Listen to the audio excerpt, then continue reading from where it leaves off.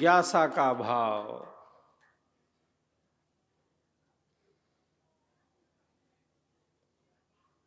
श्रेष्ठ भाव है। अध्यात्म ही वह प्रकाश है जिसके अवलंबन से हमारे जीवन का आध्यात्मिक विकास होता है। स्वरवेद के शब्द शब्द में, स्वरवेद के स्वर स्वर में मानव कल्याण की ही तो गाथा है, मानव के कल्याण की ही तो गाथा है।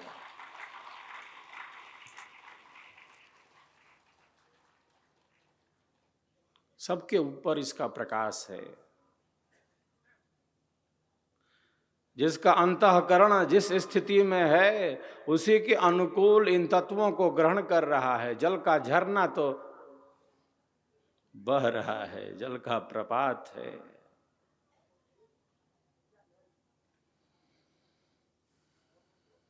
महापुरुष ऐसे ही कल्याण करते हैं, अहेतु की कृपा करते हैं। संपूर्ण विश्व की मानवता के कल्याण के लिए सद्गुरु का दिखाया मार्ग ही, महापुरुषों का दिखाया मार्ग ही तो कल्याणकारी है। हमने किधर का रास्ता देखा है? जिसने देखा उस परम सत्य को, उस परम तत्व को।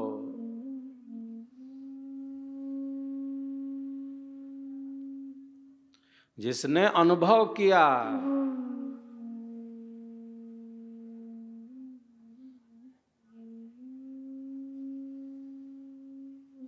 जिसने प्रकृति से लेकर परमात्मा पर्यंत समस्त ज्ञान का साक्षात अनुभव किया, साधना की गहराई में पहुंचकर अध्यात्म के सर्वोच्च शिखर का स्पर्श किया, ऐसे ही महान सद्गुरु का जो ज्ञान है वह केवल ज्ञान ही नहीं है, वह तो परम ज्ञान है साहब, परम ज्ञान है, वह विज्ञान है।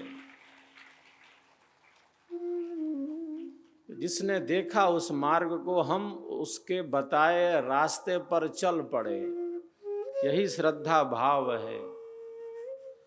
प्रथम दिन मैंने कहा था सत्य पर विश्वास श्रद्धा है।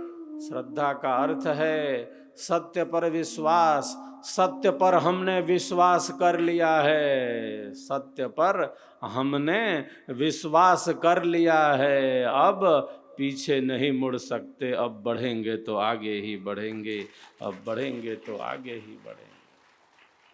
यह जिज्ञासा है। 4 प्रकार के भक्त हैं।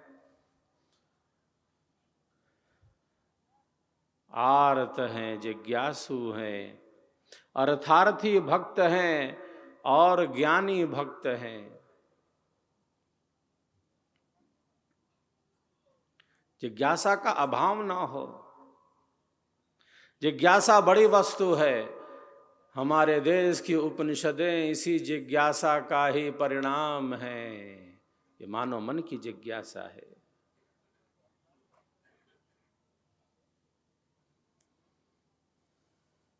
उप मतलब समीप, निषद मतलब बैठना, गुरु के समीप बैठना, सत्संग करना, जिज्ञासाओं का समाधान कर लेना। सत्संग न होने से या कम होने से, स्वरवेद न होने से केवल वही चलता रहता है। राग द्वेष, ये संसार, ये शरीर, ये भोग, ये पदार्थ, मैं तू यह वह मेरा तेरा। सत्संग न होने से, स्वरवेद न होने से, अल्प होने से, केवल शरीर, संसार, ये भोग, ये पदार्थ, ये संबंध, इसी का चिंतन चलता रहता है। चिंतन क्या कहें, चिंता होती रहती है। शरीर का ध्यान रखना है, संसार का ध्यान रखना है। जितना ध्यान रखना है उतना ही ध्यान रखना है। संपूर्ण जीवन तो इसमें नहीं लगा सकते।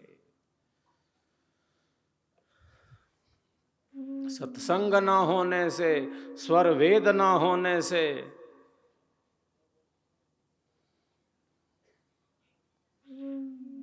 केवल शरीर और संसार का ही यह क्रम चलता रहता है। जो जिज्ञासु है उसके अंदर जिज्ञासा है, कौन हूं मैं, कौन हूं मैं।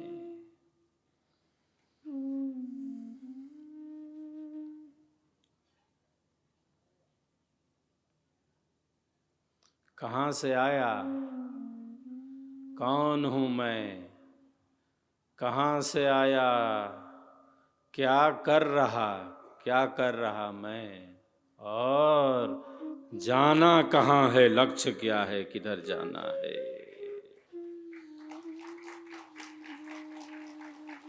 ये चार बातें बड़ी महत्वपूर्ण हैं। ये चार बातें आध्यात्मिक जीवन की के लिए बड़ी महत्वपूर्ण हैं। कौन हूं मैं, कहां से आया, क्यों आया, क्या कर रहा, और जाना कहाँ है, लक्ष्य क्या है।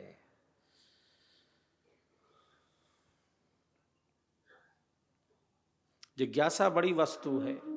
जिज्ञासा का अभाव ना हो, जिज्ञासु होकर विश्वावे, कर्म गति हमसे पढ़े, सदगुरुदेव कहते हैं। तो जिज्ञासा अनंत का मार्ग खोलती है। एक की जिज्ञासा अनेकों का समाधान करती है। अध्यात्म में प्रश्नोत्तर नहीं है।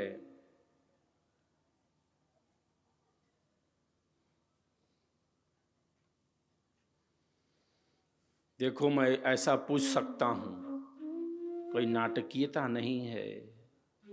जिज्ञासा अलग वस्तु है, वह प्रश्नोत्तर नहीं है, वो सहजता है, वो सरसता है।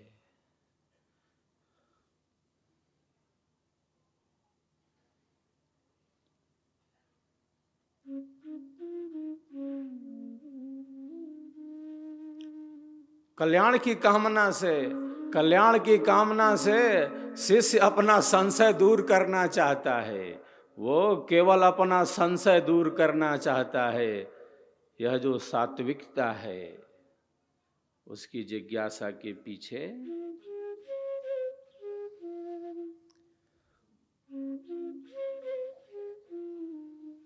यह जो सात्विकता है, यह जो सहजता है, यह जो संशयों से निवृत्ति की इच्छा है, कामना है, यही जिज्ञासा तो शिष्य के कल्याण का साधन है, शिष्य के कल्याण का साधन है।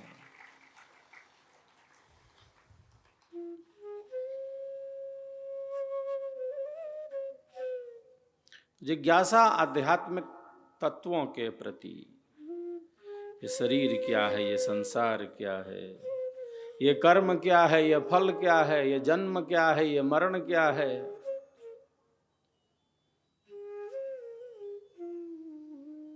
ये जीवन क्या है।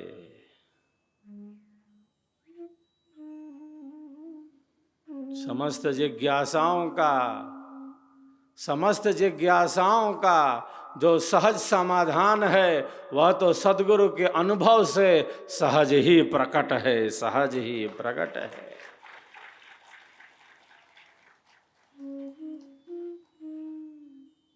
अध्यात्म में कोई प्रश्न नहीं है कि उत्तर देकर उसको शांत कर दिया जाए, उसको शांत कर दिया जाए।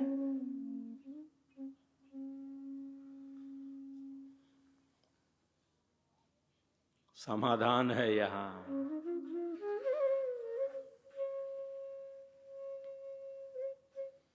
कोई उत्तर नहीं।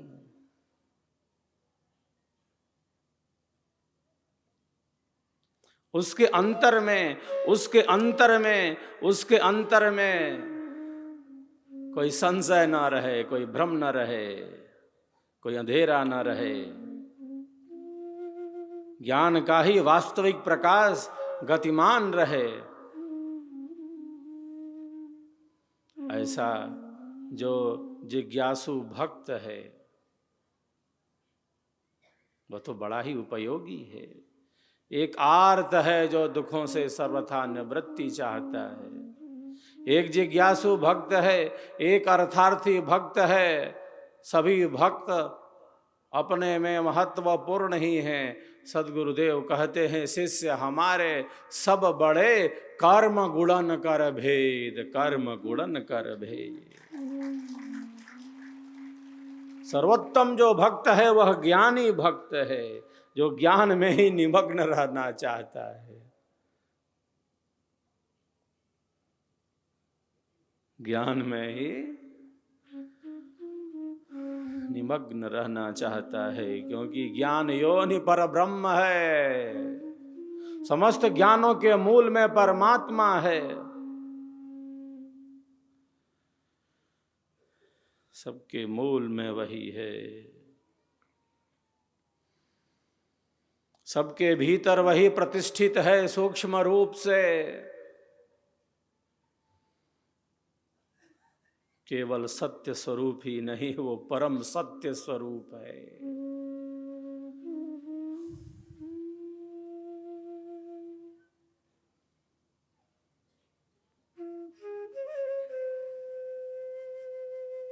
वो परम ज्ञान स्वरूप है, वो परम शांति स्वरूप है, वो परम आनंद स्वरूप है, वो परम ज्योति है, वो परम ऐश्वर्य है, वो परम शब्द है, वो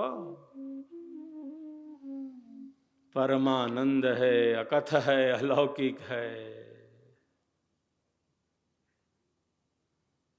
अनंत है, असीम है, अथाह है, अपार है। जितना भी कहा जाए वाणी से वह तो जैसे बिल्कुल ही कम हो, न्यून से न्यून हो। तो अनुभव गम्य है। इसी कहते हैं, यतो वाचो निवर्तन्ते अप्राप्य मनसा सह। जहां से वाणी उस आत्म तत्व को, उस परमात्म तत्व को प्राप्त न कर वापस लौट आती है, उसके परे वह सत्ता है।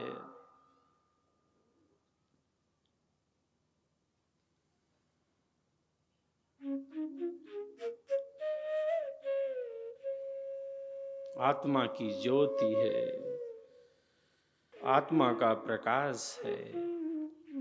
महर्षि याज्ञवल्क्य के पास राजा जनक बैठे हुए हैं। कहते हैं, महर्षि मेरे मन में कुछ जिज्ञासाएं हैं, मेरे मन में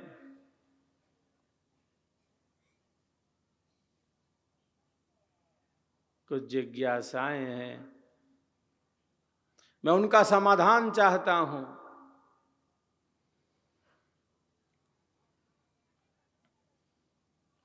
महर्षि ने कहा, क्या क्या जिज्ञासा है राजन, क्या आप जानना चाहते हैं?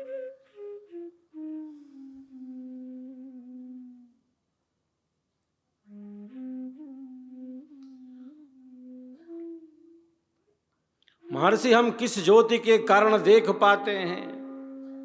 महर्षि हम किस ज्योति के कारण देख पाते हैं?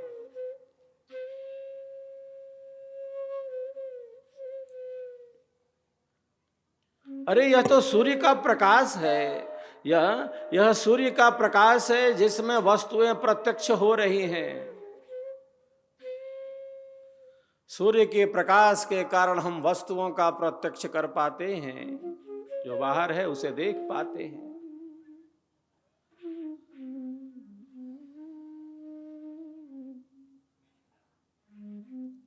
यह जो सूर्य है आदित्य रूप से हमारे आंख के गोलकों में ही प्रविष्ट है। जो बाहर है वह केवल बाहरी नहीं, वही तो भीतर में है। जो पिंड में है वही ब्रह्मांड में है।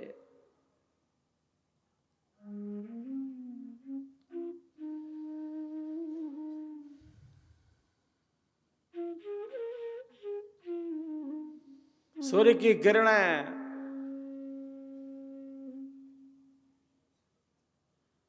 पृथ्वी के अशुद्ध से अशुद्ध स्थान के जल को क्षण मात्र में शुद्ध बना देती है।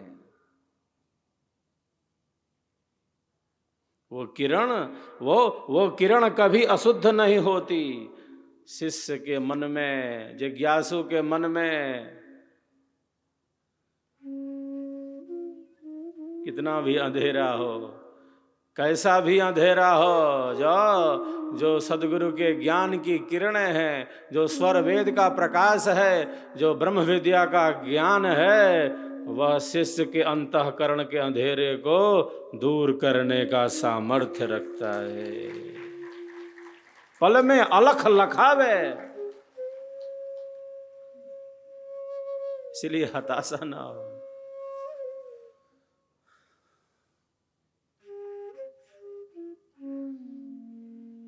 महर्षि,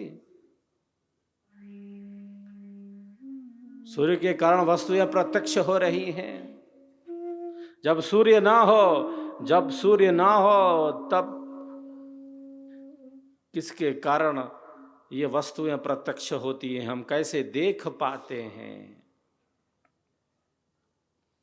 जब सूर्य नहीं है तब चंद्र का प्रकाश है, चंद्रमा की ज्योति है, शीतलता है,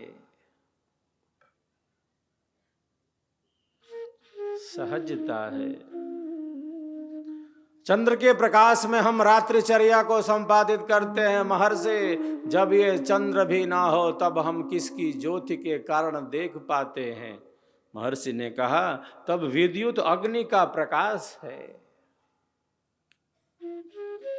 जब सूर्य भी नहीं है, चंद्र भी नहीं है, तब विद्युत अग्नि का प्रकाश है।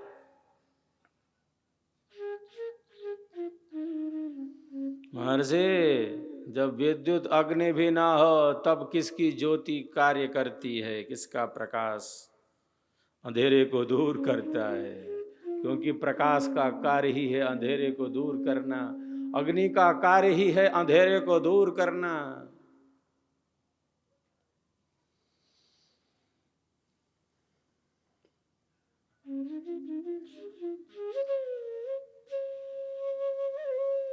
महर्षि, जब सूर्य नहीं है, चंद्र नहीं है, विद्युत अग्नि भी नहीं है, तब किसकी ज्योति काम करती है? महर्षि ने कहा, तब वाणी की ज्योति कार्य करती है। घना वन है, घनघोर अंधेरा है, अमावस की रात है, बादलों से भरी घोर अंधेरी रात है, किसी वस्तु का प्रत्यक्ष नहीं।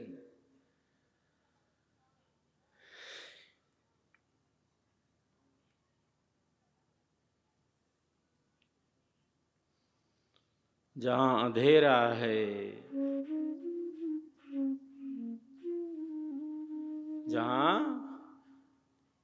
जहां अंधेरा है वहां केवल अंधेरा नहीं है। अंधेरा रहता तो चलो, अंधेरा है, वस्तु का प्रत्यक्ष नहीं है। जहां अहंकार है, जहां अहंकार है, केवल अहंकार थोड़े ही है, वहां ईर्ष्या है, वहां द्वेष है, वहां घृणा है, वहां कलह है, वहां कपट है, वहां नाटकीयता है, वहां सहजता, सरसता, सरलता, स्वाभाविकता नहीं। अहंकारी दूसरे से घृणा करता है, दूसरों को नीचा दिखाना चाहता है, ईर्ष्या द्वेष उसके साथ रहते हैं।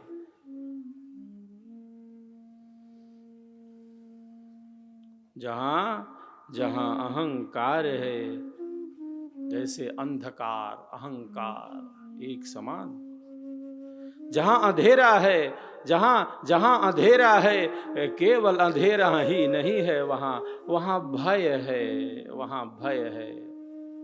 केवल अंधेरा थोड़ी है कि अंधेरा है, वस्तु दिख नहीं रही।